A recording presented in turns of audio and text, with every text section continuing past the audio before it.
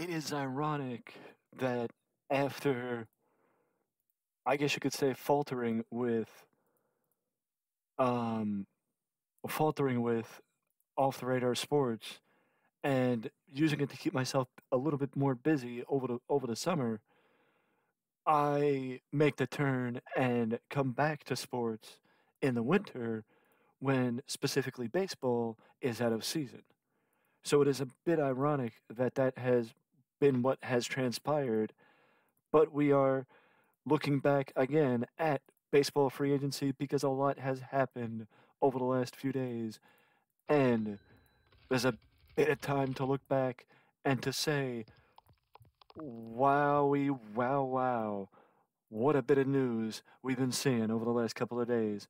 With starting with Jacob DeGrom going to the Texas Rangers for, I'll say the total contract because I remember the total contract. The total contract was $222 million, including the 6th year, and obviously less than that without the 6th year.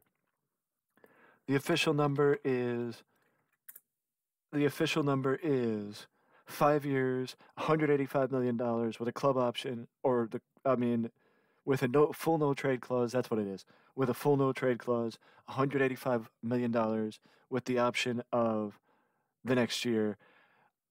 I think that this signing for Jacob DeGrom, honestly, this signing with Jacob DeGrom is comparable to when the Rangers stole out or gave Nolan Ryan the opportunity to still pitch later in his career after Nolan left the Astros at the back half of the 1980s.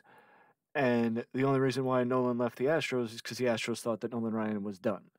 I'm not saying that the Mets made the same choice with Jacob DeGrom. The Mets made the choice that they made with Jacob DeGrom because DeGrom's injury history, because they weren't comfortable with giving him 5 years. And as a Mets fan, as I've said in a previous video, I wouldn't be comfortable giving DeGrom 5 years either way. So, hindsight being what it is, I do believe, I do believe that the Mets made the right decision. All I'm saying is, as far as circumstances are concerned,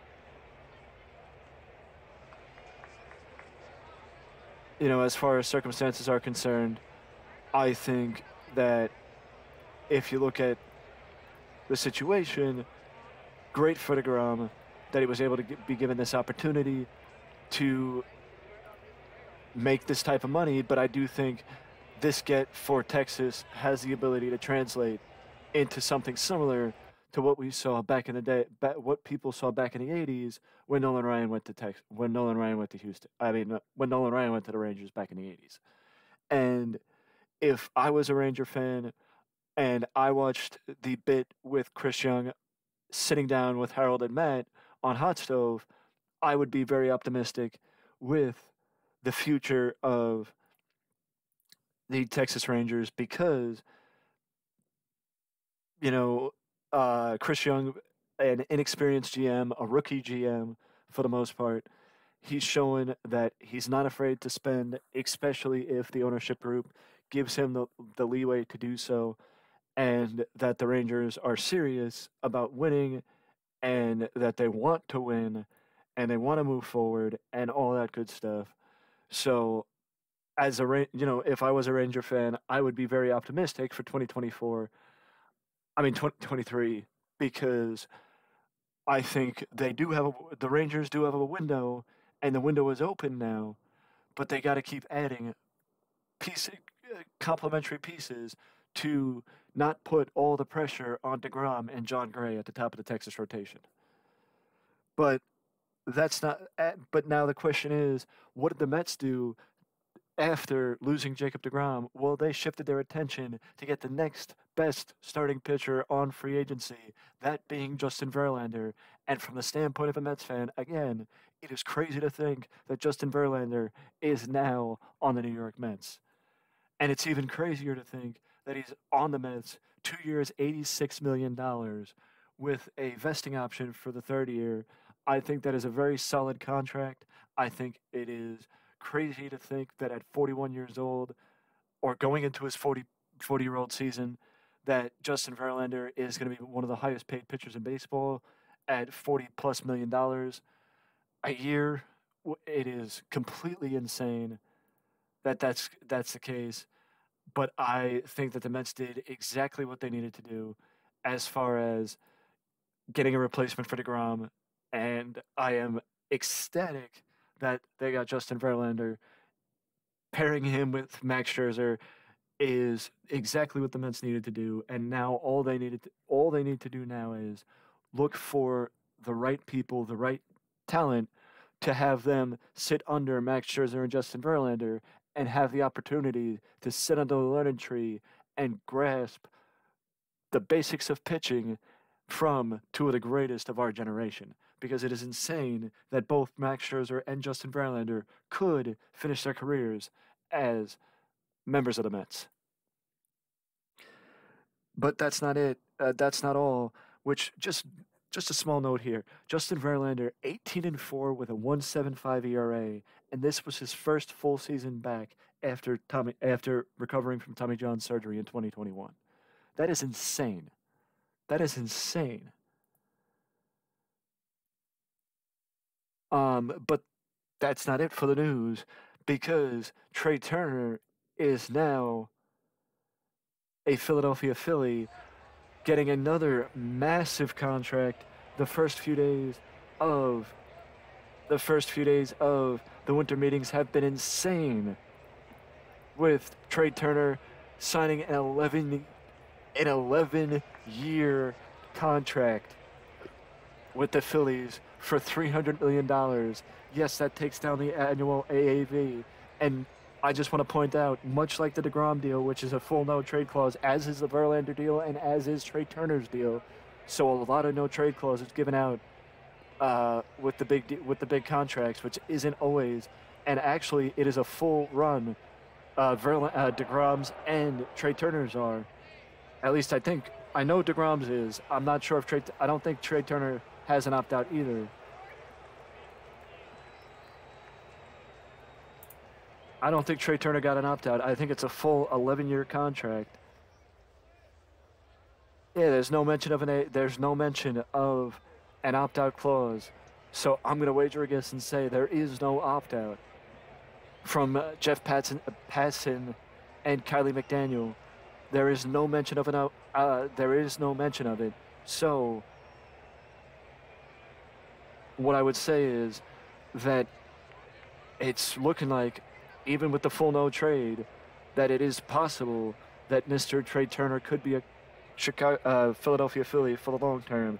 And no, I did not play this game on purpose with Aaron Judge being at the forefront of the Yankee lineup in this game.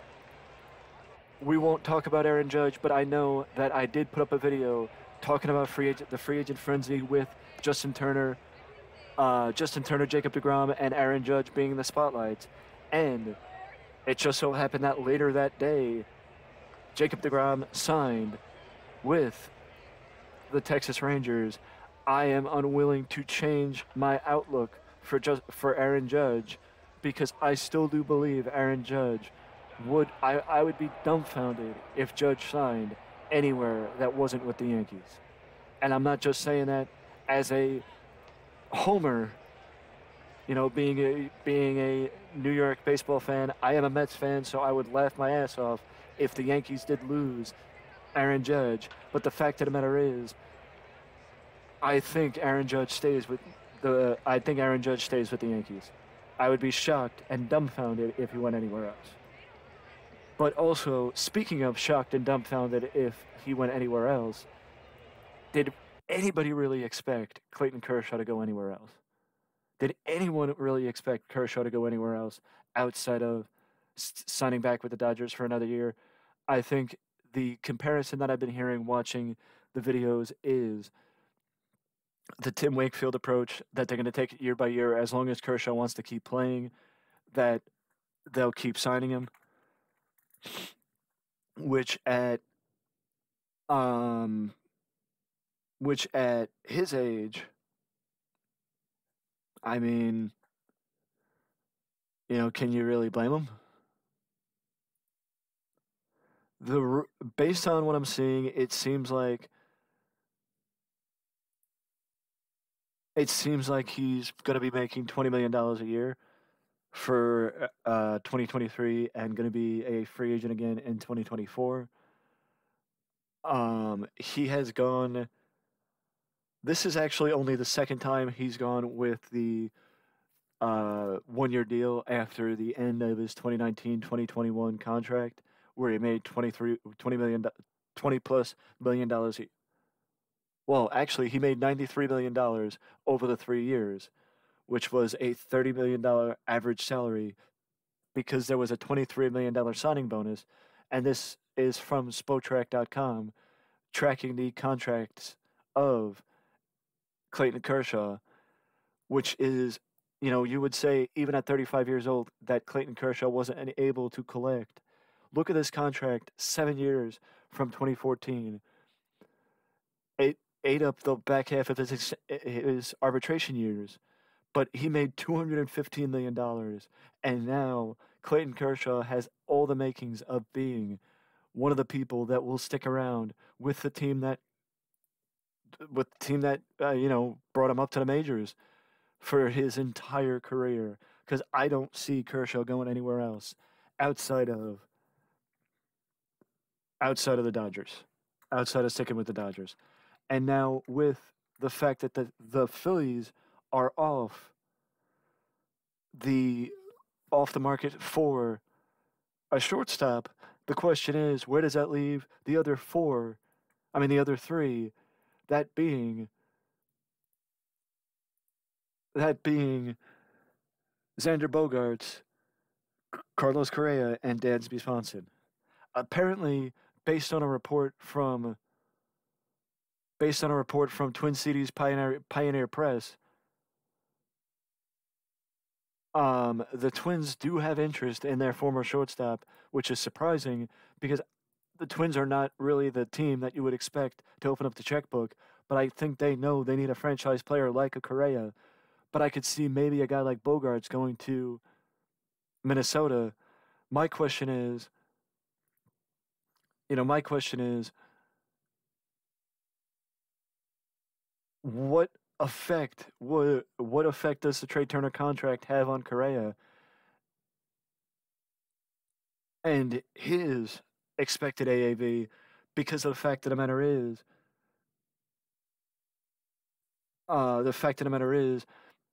you would think there's a case to be made one way or the other that you could see the price being set and that having Correa getting a similar contract, even though Correa is not a similar player. Correa doesn't have the speed that Turner does, but you would wonder what's going to happen as far as the rest of the guys in the I think probably by far the lowest guy, and this is not a form of ability. It's back to Xander Bogaerts. I think Xander Bogaerts could fall to a team like the Orioles or the Mariners, giving them the franchise player, or even the Twins if they're looking for one of the shortstops to occupy that spot. But apparently, and this is one of the things that I will be adding to the description from newsobserver.com. It's taken from, there's a quote. Executives believe the leading candidate to sign Carlos Correa is the Dodgers. Certainly money has never been an issue, particularly with 119 million coming off their books. But the tricky part might be convincing Dodger players and their fan base that it's time to forgive and forget. Correa, of course, was at the heart of the 2017 Astros cheating scandal, and the Dodgers and their fans have loudly voiced their anger. Has enough time gone by to welcome Correa? Come on, who would the Dodger fans rather see, Correa or Gavin Lux playing shortstop? I mean, that is a legitimate question.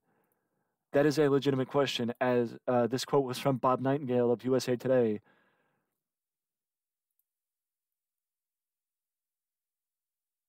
And that is an interesting question, that if the Dodgers do look to Correa to replace, if the Dodgers do look to Correa to replace Trey Turner, does that mean that Dodger fans will react positively or negatively to the situation? Because Has enough time passed?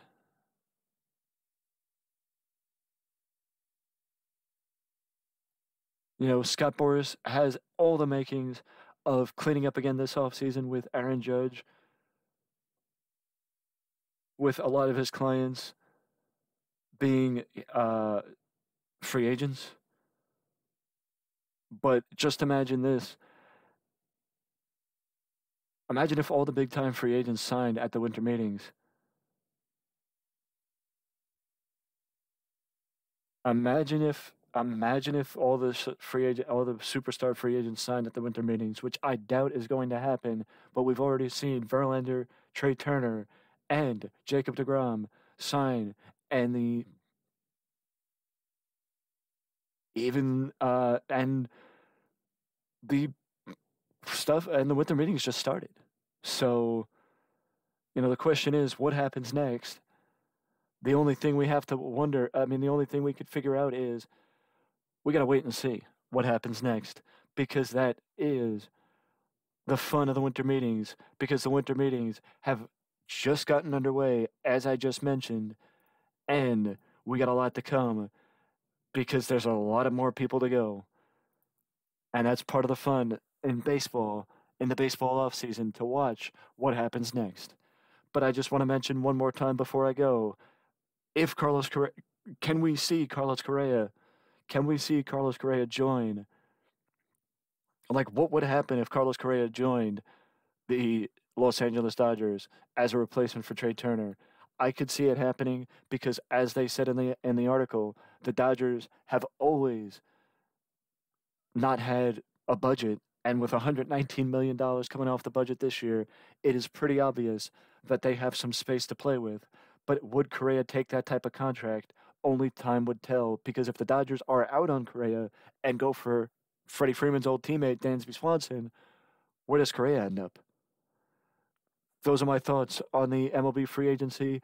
I think Carlos Correa could end up in the Dodgers, or maybe going back to Minnesota.